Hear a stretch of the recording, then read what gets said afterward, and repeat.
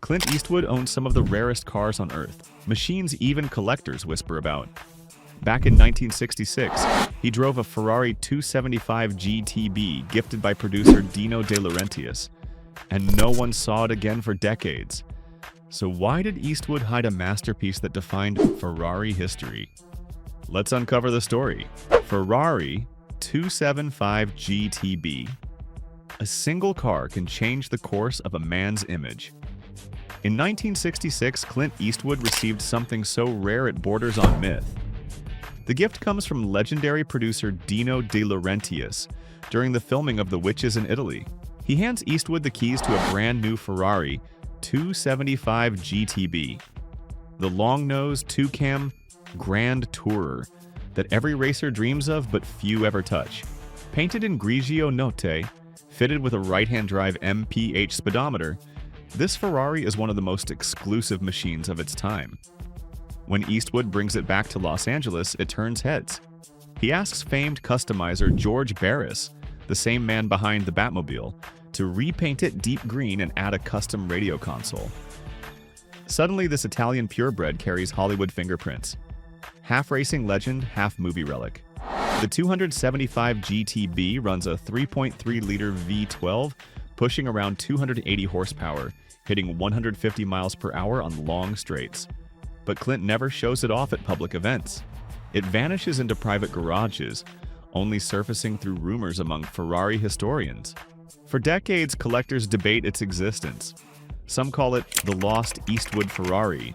Years later, reports place the car in Europe, restored and hidden once again. It becomes less about money, more about mystery. A perfect reflection of Eastwood himself. Quiet, precise, and untouchable. But this Ferrari wasn't his only Italian secret. Years later, another one arrives. Faster, sharper, and connected to a story that would stretch across oceans. Ferrari 365 GT4, Berlinetta Boxer. In 1977, Clint Eastwood surprises everyone. Instead of choosing another classic American muscle car, he goes for something radical. A Ferrari 365 GT4 Berlinetta Boxer, the first mid-engine 12-cylinder road car Ferrari ever built. This wasn't a Hollywood prop. It was raw, loud, and dangerously rare. The 365 GT4 BB marked Ferrari's leap from front-engine Grand Tourers to a new era of mid-engine beasts. Only 387 units were produced between 1973 and 1976, making it rarer than most people realize. Clint orders his in-striking Rosso Chiaro red, but later adds something unexpected. A custom roof to improve airflow and silence cabin noise. It gives the car a one-off look that collectors would kill for today. Under the hood sat a 4.4-liter flat 12 engine, producing around 380 horsepower, paired with a 5-speed manual. The car could sprint past 175 miles per hour, faster than nearly anything on American roads in the late 70s. But what really fascinated Clint was the engineering. The way Enzo Ferrari designed this car by flipping the layout of his Formula One racer. It was part art, part experiment, and part rebellion against the rising dominance of Lamborghini. Clint drives it through Carmel Valley during quiet mornings, often alone. By 1985, he parts with it quietly, the car eventually landing in Japan before resurfacing decades later in the US. But before that sale, he fell for something completely unexpected. A turbocharged American machine that made even Ferrari fans raise their eyebrows. Why would he buy that next? By 1992, Clint Eastwood was already a Hollywood legend. But that year, he pulled up in something no one expected. A GMC Typhoon, a compact SUV that could outrun most sports cars of its time. It looked modest, almost ordinary, painted forest green over argent gray. Yet under that simple body was an engineering miracle. The Typhoon carried a 4.3-liter turbocharged V6 paired with all-wheel drive, pushing out 280 horsepower and 360 pound-feet of torque. It could hit 60 miles per hour in 5.3 seconds, faster than a Ferrari Mondial or a Corvette of the same era. For an SUV in the early 90s, that was unheard of. Clint loved it because it didn't draw attention. He could drive through Carmel unnoticed, no paparazzi, no fuss. A 1993 interview quoted him saying he liked cars that don't scream for attention, but know exactly what they can do. That perfectly described the Typhoon. Production numbers stayed low, like only about 4,697 built across 2 years. Clint owned at least one, maybe two, both with Malpaso paperwork. One surfaced at a Mecum auction in 2018, carrying his name on the title still pristine, still untouched by time. For Eastwood, this wasn't about image. It was about engineering confidence wrapped in humility. A machine that did the job quietly, efficiently, and faster than anyone expected. But a few years earlier, he drove something from a completely different era. A handmade British roadster tied to his first directorial film. How did that car define his cinematic identity? In 1971, the world saw Clint Eastwood in Play Misty for Me, his first film as a director. But what caught the audience's eye right next to him was a stunning 1960 Jaguar XK150 3.8 Roadster. It wasn't a studio rental, it was his own car. The Jaguar fit him perfectly, elegant, understated, yet dangerous in silence. It had a 3.8-liter straight-six engine, producing around 220 horsepower, and it could reach 135 miles per hour, which was staggering for a car built before the Beatles even hit the charts. The XK150 marked the end of Jaguar's golden 1950s sports car line, the final evolution before the E-Type took over the world. Clint had bought it years earlier while filming Rawhide, parking it outside Universal Studios like a badge of quiet rebellion. When he made Play Misty for Me, he used his own car for authenticity, a personal touch that reflected both his taste and his independence as a filmmaker. He drove it himself in the movie, no stunt double, handling those winding Carmel roads he knew by heart. Today, that same Jaguar rarely leaves storage. Collectors estimate surviving XK150 3.8 Roadster's number just a few hundred worldwide. Yet Clint's carries film history under its hood, both as a piece of cinema and as an extension of his own story. But long before this Jaguar purred through the Pacific air, a different British car once captured his heart. One tied to his youth and a legend born on Le Mans roads. What made that early machine so personal to him? Before the fame, before the directing chairs and movie sets, Clint Eastwood was just another young man chasing freedom in California. The year was 1958, and parked outside his small bungalow sat a car that matched his spirit. A 1955 Austin Healey 100M. The M stood for Le Mans. And it wasn't just a badge. It meant the car carried the same high-compression engine and racing upgrades as the ones that had thundered across France 3 years earlier. Only about 600 4100M models were ever built, making it a rare piece of British speed in post-war America.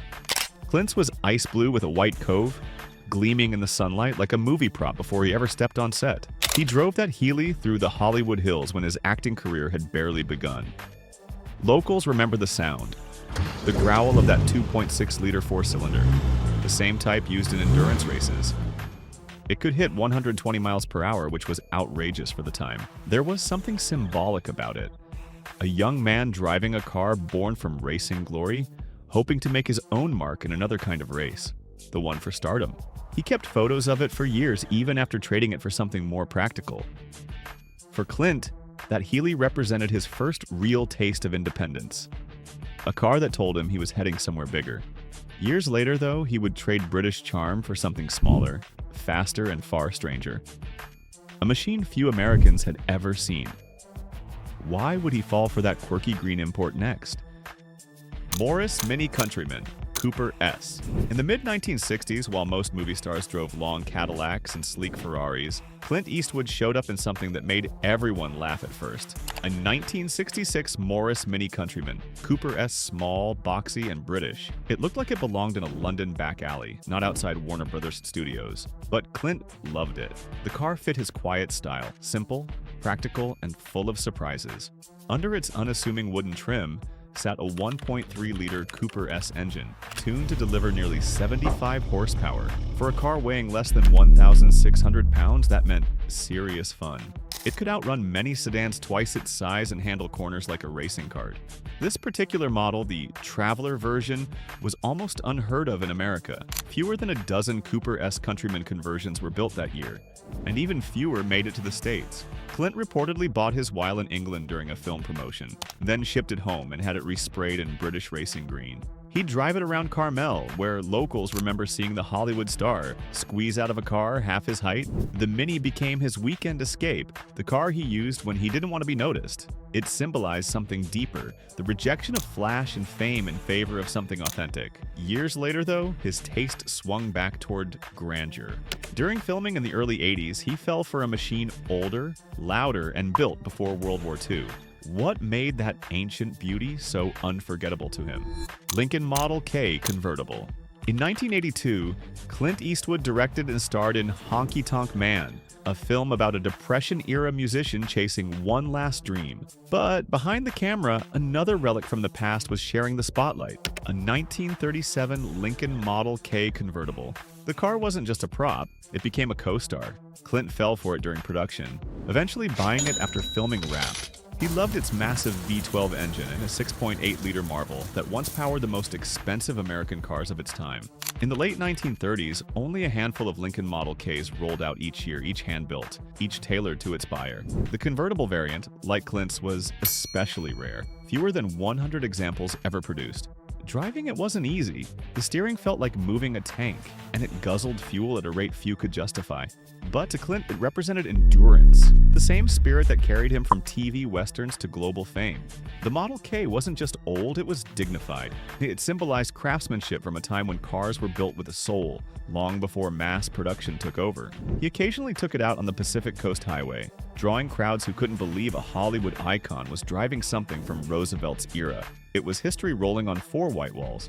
Then, decades later, Clint found himself drawn to another car with movie roots, one tied to his own name, and a story that blurred fiction and reality. What happened when that car became more than just a prop? Gran Torino Sport. In 2008, Clint Eastwood returned to acting after years behind the camera. The film was Gran Torino, and the car, a 1972 Ford Gran Torino Sport, became a symbol of everything his character stood for: pride, legacy, and redemption. But few people knew that once the camera stopped rolling, Clint bought the car himself. The Torino in the movie wasn't a Hollywood replica. It was a real factory-built 351 Cobra Jet V8, a car that once roared through American streets during the height of the muscle car wars. Production numbers for that exact trim were low, making it a prized collector's piece even before the film. Clint found something personal in it. He called it a car that looks like it has a story to tell. After filming Wrapped, the studio prepared to sell off props, but Clint stepped in quietly and purchased the Torino outright. For him, it wasn't just a souvenir, it was a piece of storytelling he wanted to keep alive. He had it shipped to California, where it joined his private collection in Carmel by the Sea.